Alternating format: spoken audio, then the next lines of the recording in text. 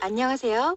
전공애들의 집단 반발을 불러온 공공의대 게이트는 문비리 디파트먼트 스토어 하우스의 측근 작품임이 밝혀졌습니다. 앞으로 문비리 디파스토어, 블루하우스를 문디하우스로 부르면 딱이겠고, 이유는 문디세주들이 라인, 옵티머스, 부정선거 등에 하는 짓마다 게이트이고, 앞으로 공공의대의 사건도 문디게이트로 확대될 것으로 보입니다만, 커져봤자 모두 범죄자, 속을속들인데도 한 놈도 잡혀가지 않고 아프리카의 콩고보다 못한 지구촌 최악의 무법자의 나라 한국 땅에 살면서 위법적인 충격 사건을 하도 많이 접하다 보니 이젠 국민들의 법률 감각도 둔감해졌습니다만, 여러분은 시민단체의 대표 윤미향이 조민을 뽑는 것과 같은 공공의대에 대해 어떻게 생각하십니까? 시민단체 카르텔은 오세훈이라는 민변 출신 프락지가 박근혜의 새누리당 이름으로 서울시장에 당선되었는데, 박근혜는 오세훈의 지원 유세를 하려다 칼을 맞았죠. 은혜를 모르는 자빨 오세훈이 웃기는 무상급식 내기로 져서 박원순이 10년 서울시장을 하면서 빌려낸 것이 참여연대를 비롯한 수십 개 시민단체입니다. 수천억 원이 국민열세가 들어가는 시민단체 출신에는 청와대 참모 9명, 장관 3명, 국회의원의 19명이나 진출하여 정계의 무소불위 권력 카르텔이 되었습니다. 그런데 이런 시민단체의 상층부가 대부분 전라도 사람들이라는 것이죠. 공공의대 게이트의 비리를 요약하면 아래와 같습니다. 첫째, 문비리 정권의 의료정책을 이끄는 세력은 김용익, 김용, 이진석 등이 속한 서울대 의료관리학 교실의 김용익 라인입니다. 둘째, 국립중앙의료원 NMC 원장의 박능 후의 입김이 강하게 작용하여 김용익 라인의 정기현 원장이 당선됩니다. 셋째, 남원 공공의대 수련병원을 NMC로 정함에 따라 공공의대생들은 본과 수련 과정은 서울에서 받을 수 있게 되었습니다. 넷째, 이와 동시에 NMC 원장이 향후 몇십 년간 신설되는 공공의대의 수백 개의 의대 교수 선발권을 갖게 됩니다. 다섯째, 시도지사와 시민단체 추천으로 들어온 공공의대 출신 특권층 자녀들의 교수직 보장과 더불어 김용익 라인이 이에 대한 권한을 가지므로 막강한 권력을 쥐게 됩니다.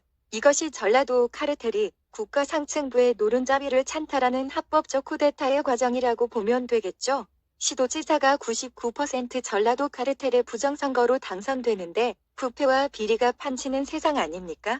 과거 노무현이가 사법고시를 폐지하고 로스쿨을 도입한 10년의 결과는 어떻게 되었습니까? 막대한 로스쿨 준비 비용과 등교 비용에 합격률 50% 변호사 시험의 사교육비도 있고, 변시 점수의 비공개로 스카이로 스쿨 아니면 대형 로펌은 꿈도 못 꾸게 만들어서 법조계를 완전히 합벌제, 전라도 부유층의 로스쿨로 만들어 놓았지 않습니까? 게다가 전라도가 장악한 서울시 출신은 로스쿨 이후 법조인이 3배로 증가하였지만 지방 출신은 거의 10분의 1로 감소했습니다. 무엇보다도 로스쿨 출신들이 거의 자빨 계열의 적화통일 우리법연구회로 들어가서 국가의 악성 종량이 되었다는 사실입니다. 법치를 갱판치고 대형 덥조 카르텔에 돈 놓고 돈 먹기, 유전무죄, 무전유죄, 카르텔 무죄, 끈끈이 주걱 담합으로 상식이 통하지 않는 나라를 만들어 놓았지 않습니까? 차라리 사법고시는 흑수저들의 인재 등용문이었고 대천에서 용이 날 수도 있는 유일한 사다리였는데, 사신아닌을 핑계로 좌빨들이 이것마저 걷어차버리니까 전라도 카르텔과 그들의 세력에 기생하는 그들만의 리그가 되어버린 것이죠.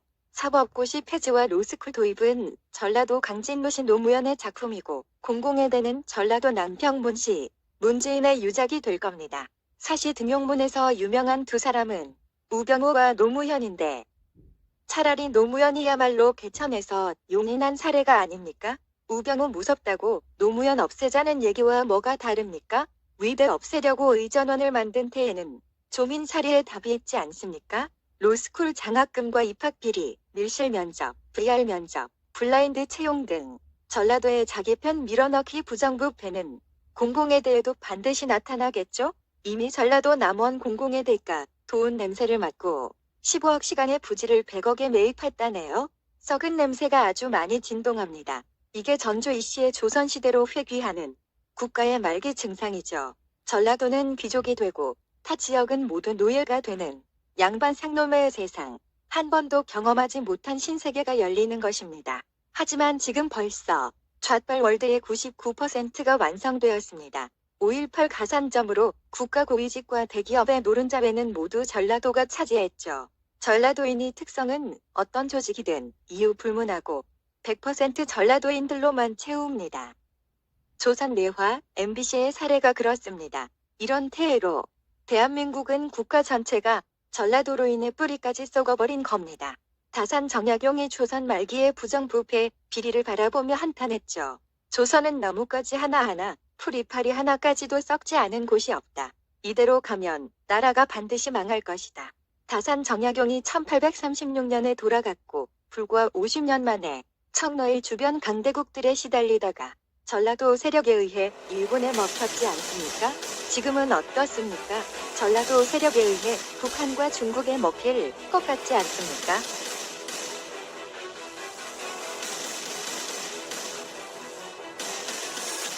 If society won't punish the guilty.